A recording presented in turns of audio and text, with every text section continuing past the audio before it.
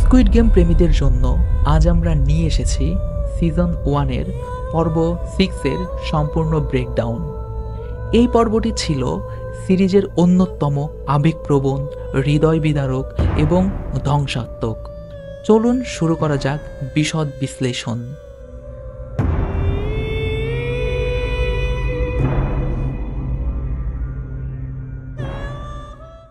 আগের পর্বে আমরা দেখেছিলাম কিভাবে খেলোয়াড়রা রাতের অন্ধকারে টিকে থাকার লড়াই এবং চিকিৎসক প্লেয়ার 111-এর নির্মম পরিণতি কী হয়েছিল। কিন্তু এখন গেমের আসল পরীক্ষা শুরু হতে চলেছে।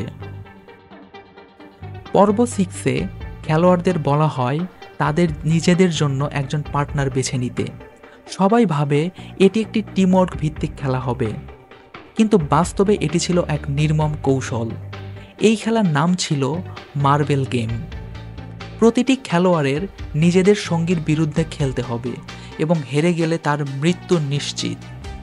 এই মুহূর্তে সবার মনে একটাই প্রশ্ন, কাকে বিশ্বাস করা যায়? প্রত্যেক পার্টনারের বিরুদ্ধে প্রতিযোগিতা করতে হবে। যে হারবে তার পরিণতি মৃত্যু।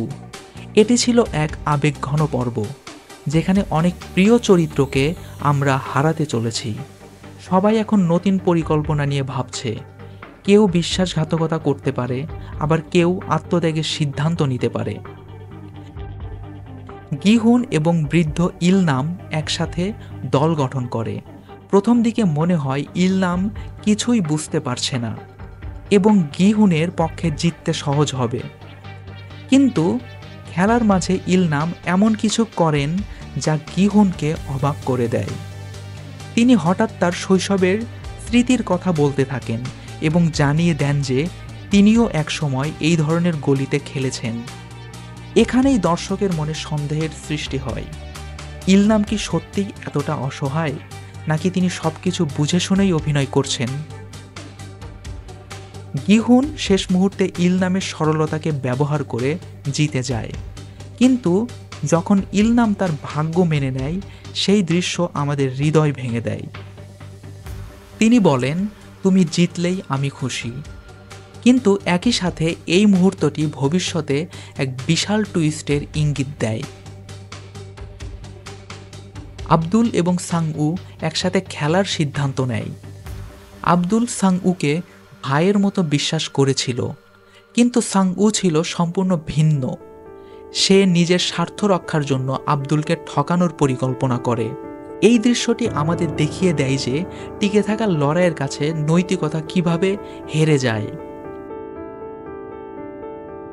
সাংউ আব্দুলের সরলতা এবং বিশ্বাসকে ব্যবহার করে তার মার্বেলগুলো চুরি করে। আব্দুল যখন বুঝতে পারে, তখন অনেক দেরি হয়ে যায়। এটি শুধু বিশ্বাসঘাতকতা নয়, বরং এক হৃদয় বিদারক মুহূর্ত, যেখানে আমরা একজন সত্যিকারের নির্দোষ প্লেয়ারের নির্মম পরিণতি দেখি। সাই বিওক এবং জি ইয়ং জানত যে একজনকেই বাঁচতে হবে। তারা কৌশল নয়, বরং নিজেদের জীবনের গল্প শেয়ার করতে শুরু করে। আমরা জি ইয়ং এর অতীতের কষ্ট জানতে পারি এবং সে বুঝতে পারে যে সাই বিওকের জন্য আত্মত্যাগ করাই তার জীবনের সেরা সিদ্ধান্ত হতে পারে।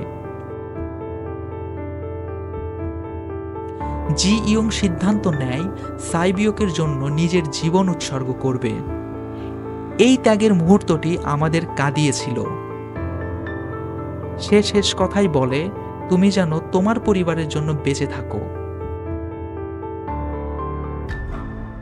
এপিসোডের শেষে আমরা দেখি মাত্র কয়েকজন খেলোয়াড় বেঁচে আছে। গেমটি এখন আরও নির্মম হতে চলেছে। পরবর্তী খেলাটি হবে তাদের জন্য সবচেয়ে বড় পরীক্ষা। এপিসোড 6-এর কাহিনী আমাদের হৃদয় ভেঙে দিয়েছে। বিশ্বাসঘাতকতা, আত্মত্যাগ এবং বন্ধুত্বের মূল্য সম্পর্কে এটি ছিল একটি শক্তিশালী বার্তা। আগামী পর্বে কি ঘটবে তা জানতে আমাদের চ্যানেল সাবস্ক্রাইব করে রাখুন এবং লাইক দিতে ভুলবেন না। আপনার প্রিয় মুহূর্ত কোনটি ছিল কমেন্টে জানান। দেখা হবে পরবর্তী ব্রেকডাউনে। ধন্যবাদ।